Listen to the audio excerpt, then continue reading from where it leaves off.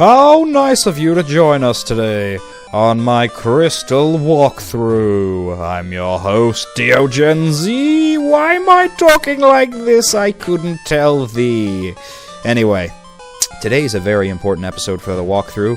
We are going after the legendary dog, Suicune. That's right, guys. The Pokemon we met time and time again throughout this walkthrough, yet never got close enough to actually challenge it to a battle. We are going to try and show our worth today. And because of the clear bell that the radio tower director just happened to give us the last episode, we're now granted and seen as worthy in this blocking monk's eyes. So be sure to come here as soon as you are done with the radio tower takeover of Team Rocket, because that's the time for you to procure Suicune. I know other people, they would just keep going on with their journey, try and head east past Mahogany Town, trying to go after the next badge, but legend has it, a trainer will emerge that has the ability to touch souls of Pokemon. A Pokemon will come forth to put that trainer to test at the Tin Tower. And I'm guessing that Pokemon is Suicune, because the legend has come true. The legendary Pokemon Suicune has arrived. We, the Wise Trio, shall test your worthiness to go inside. That's right. We can't just be accepted by Suicune like that. Whoa, no! That's silly shit, guys. You gotta prove yourself in a trifecta old dude duel with these guys. The guardians of the Tin Tower, I suppose you could say, and with good reason. I mean, think about this. The Brass Tower, that tower that is now the Burn Tower as we know it today, it was burned. I mean, who started that fire? That's something that never really gets addressed. I think maybe they might have said that it was a lightning strike. Maybe. But I'm not too positive on that, so I couldn't confirm it or deny it.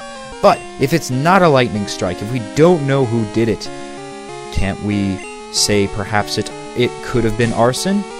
Somebody who's like, the legendary bird of fire.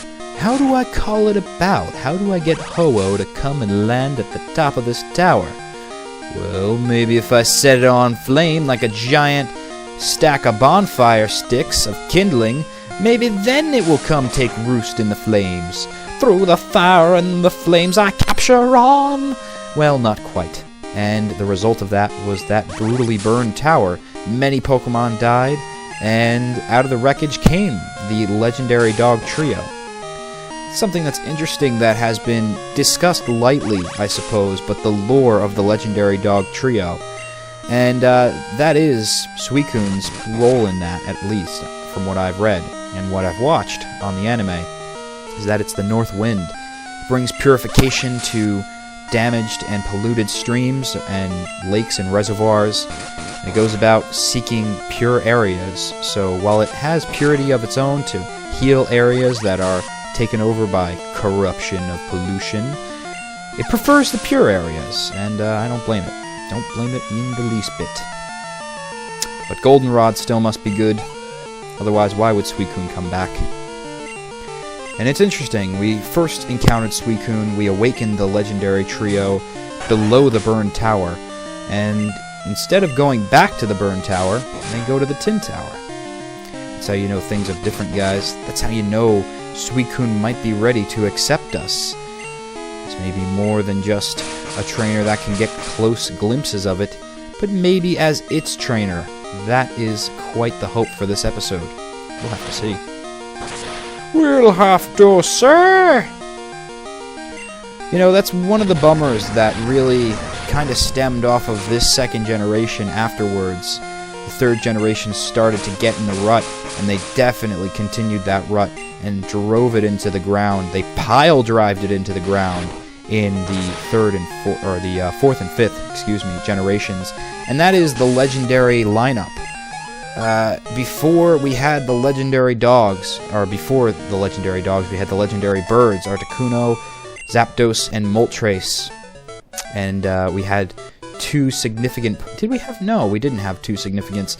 I guess the significant Pokemon you could consider was Mew and Mewtwo, the two major legendaries, while you had the triple minor legendaries that ran some sort of elemental force of nature.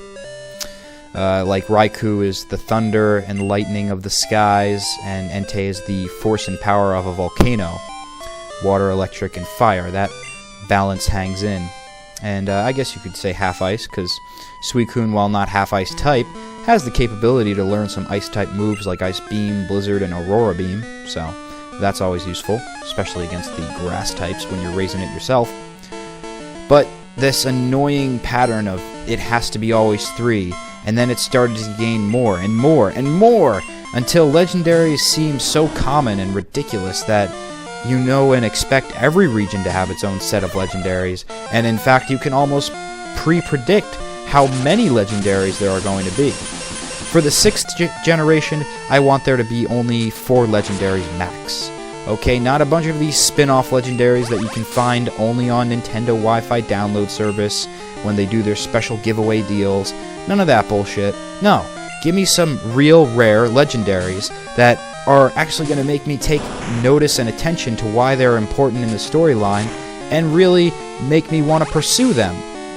I feel like Crystal was the last game, the last specific game, that I really gave a shit about the legendaries. I cared a bit about Rayquaza only for the fact that it was something that was hard to find.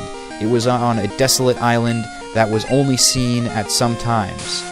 But the Reggie guys, the Regirock, Reggie Trio, all those guys, Steel and Ice, they weren't as compelling to me because I had no clue what kind of purpose they served, other than being the typical trio of legendaries that you've come to expect from the Pokemon series, which is not what I like. I don't like when series gets stuck in ruts, especially pointless ruts like that, which just merely suggest, and yes, I'm doing this to taunt him, because he's already poisoned, and I don't need an attack, but I don't need to be hypnotized either. Leech Seed will take him out. But it's annoying to me, because I really never understood what was the point of the Reggie Trio. It wasn't until I saw them in the movie that they were featured in that I really got an appreciation for them. And it wasn't because it explained why they had some relevance to the Hoenn region. No, I had no idea. They were still just these weird titans of elemental power from the ground, mostly mineral power, and I don't know why they're significant at all. I have no clue. The only thing I liked about them was the fact that they sounded like evil computers having some sort of malfunction when you got to hear their cries in battle. That was the only fascinating part about them for me. But anything else other than that, it's just ridiculous, really. It is just absolutely screwbally, because it's like, why? Why are these any different than really rare Pokemon? Alright, they don't have any pre-evolutions, and you can't breed them, so that makes them legendary? Really? That's all it takes? That's so pish-posh poor, it makes me uninspired to go capture them all. And don't even get me started on the Sinnoh trio. I don't even know what to call those. The Mystic trio? The futuristic divination trio, I suppose you could call them? Because those things were so boring, and those things had no bearing to me. At least they did a little bit of an effort to explain them, but meagerly they did, because I wasn't inspired by what role they played. But they were very minute. I didn't feel at all the need to go capture those things, other than to complete the Pokedex, but really that's a very, very low, what would you call it? Catalyst, I suppose. Low catalyst for getting you to go out and catch these things. Suicune was really incorporated into this game, and I can't think of another version of any game that has featured one of the trifectas of legendaries. There's never been a game with Moltres on the cover, never been a game with Terrakion on the cover. No, from then on out, it's been mainly the significant 2 legendaries, Kyogre and Groudon. And then, you know, that kind of, it's weird, I just realized now that sort of formed its own trifecta in itself. Kyogre, Groudon, and then Rayquaza completed it. And then Dialga, Palkia, and then Giratina, or Giratina, whatever you want to call it, completed it. But it didn't make it any more satisfying. You had some cool Pokemon, I guess, to play around with, and it's nice that there are legendaries, but the stories were, so draining. The fact that you had a Pokemon that could control time and space. Really, Nintendo? Really, Pokemon Company? You couldn't have come up with anything better than the typical go collect badges, go beat the Elite Four and defeat the evil team, whatever the fuck their name is. Whether it's Galactic, Rocket, Aqua, Magma, who gives a shit? They're the same thing. Really, they are.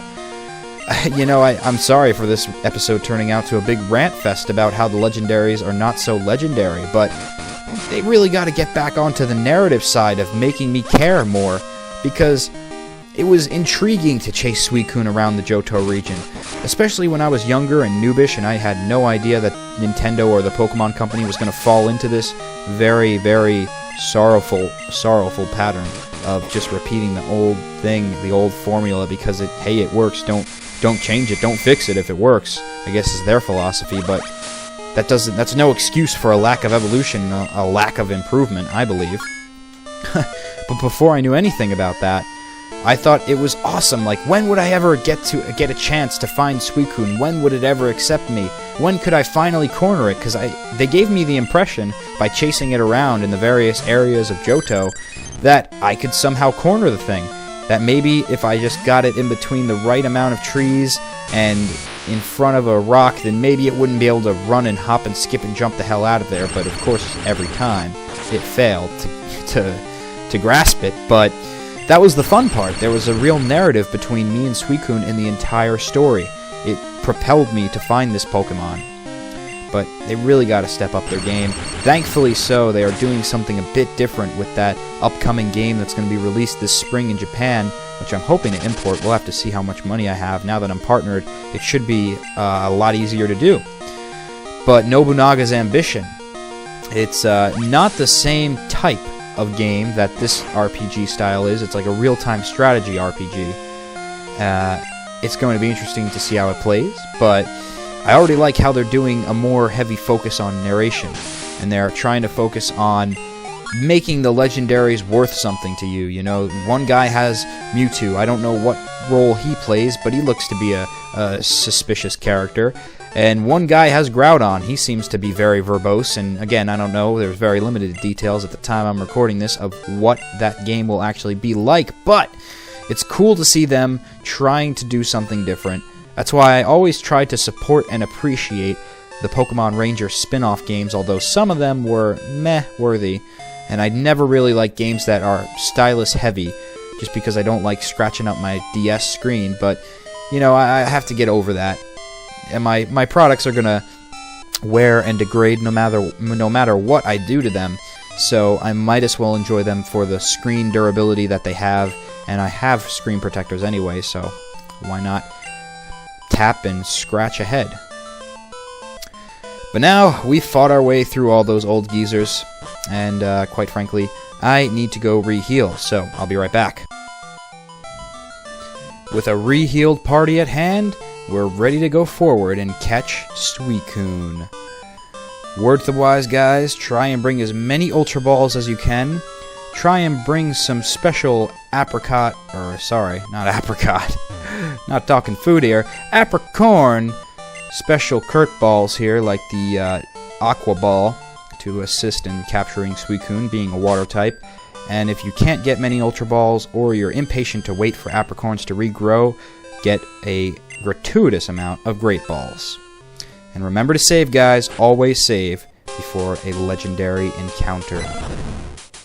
Raikou, Entei,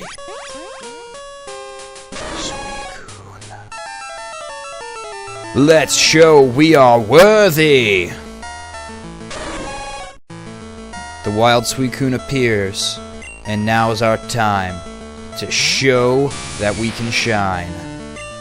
You know, it would be funny, just as a side note, if a tame legendary came up. Like, you're facing the tame Suicune, not the wild one. Looks like Suicune already beat you to the punch. Now it's just testing you to see if it can trust you. That would be a real bummer. And you couldn't steal it back from Suicune because it's already been caught. So, while facing Suicune, here's what I recommend: knowing your team very, very well. See, I don't have to worry about Chu taking out Suicune with super effective electric type attacks, because it's not that strong of a move. Now, if I was waging Thunder on Suicune, I wouldn't recommend that for anyone, because that move is way too wildly strong, and with its power being doubled because Suicune's a water type and affected greatly by electric types, you just couldn't have assurance that you're going to catch it. Instead, you might, more chances or not, end up killing it right off the bat. Another great thing to do is confuse Suicune. I know a lot of people don't like to confuse legendaries during high-intensity battles because sometimes the damage can be unpredictable, and then right when it's at the brink, maybe 1 or 10 HP left, and you don't want confusion to kill it anymore, it does. So when you do use Confuse Ray or some other method like Supersonic, make sure that Suicune's in the orange. That'll be a good bet to make sure that if it is damaged, it won't go overboard and take too much away. See, we're teetering on confusion becoming a bad thing here, so we're just pretty much going to have to will our way through Great Balls and hope that we become lucky. Once you have your legendary, whether it's Suicune or another, paralyzed, sleeping, definitely not poison. That's the one status ailment that I recommend highly against. Never poison a legendary type, otherwise you're bound to destroy it, waiting for it to be captured in the ball. But be sure to have at least 1 or 2 Pokemon on your team that can dependably paralyze or put that legendary to sleep. It highly enhances your chance of capture, and as you can see, even though we are whittled down into the red for Suicune, and he's paralyzed and he previously was confused, he's still holding on. That's something about the classic Pokemon games that I really gotta hand it to him. The capture rate for legendaries was ridiculous. It takes too many balls sometimes to capture these things, which is why if this Pokemon does not get in my Pokeball anytime soon, I'm just gonna have to freaking switch to when we do catch it. So, a couple Ultra Balls and Great Balls later, we get Suicune! But that's the process, guys. You'll see that Suicune's HP is a little bit lower than it was before. I hit it with a Poison Sting.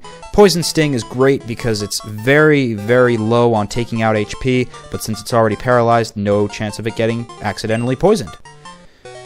So, a lot of luck and a lot of patience. Be sure to save before the battle. This divine Pokemon blows around the world. It's the Aurora-type Pokemon. It's always in search of a pure reservoir, like I mentioned earlier in the episode. Very cool, guys. Happy to finally have captured Suicune. We encountered it, we captured it, and now we're going to nickname it in honor of this walkthrough and in honor of it being my favorite game of all time. We're going to name it Crystal. I know, right? Real original. At least I name it Crystal with a K or something, but this isn't Star Fox, so we're not doing that. So, really, lots of patience is the biggest tip I can give you guys, other than the stat wearing away moves, and of course the obvious, get the HP down as low as possible without killing it. It's tactic. Legendaries take a lot of time, and that's why you just sometimes will not get it on the first ream of Pokeballs you chuck at it. Just so you know, I had about 3 other scrapped recordings that I couldn't talk to you guys about because guess what? Couldn't even show you guys because I didn't capture Suicune, and that's not what I set out to do on this episode. So this reel that you see here is the successful one, but that was only because I saved beforehand and was able to restart and re-throw the Pokeballs and depend on luck to leave it in there. So now we have been recognized by the legends. Suicune thanks us for showing him a fantastic duel. I guess they slowly entered in the building as they heard the ruckus. And the old dudes are impressed as well. Maybe they'll let me become a sage just like them. Very unlikely, because I don't think I could sit around one tower all day and do absolutely nothing waiting for legendaries to come back. But pretty cool that they finally got to see a legendary duel. I bet this is the most excitement they've had in over 700 years. No, in their long lifetimes. So they'll be talking about that around the old shaking tower pillar there for quite some time. You remember that trainer who proved himself in front of Suicune? Yeah, that was pretty awesome. Something of that line. But in the next episode, we will be getting back to our main quest of conquering the Johto region and all its gyms that it has to offer. We'll be heading to Blackthorn in the next episode.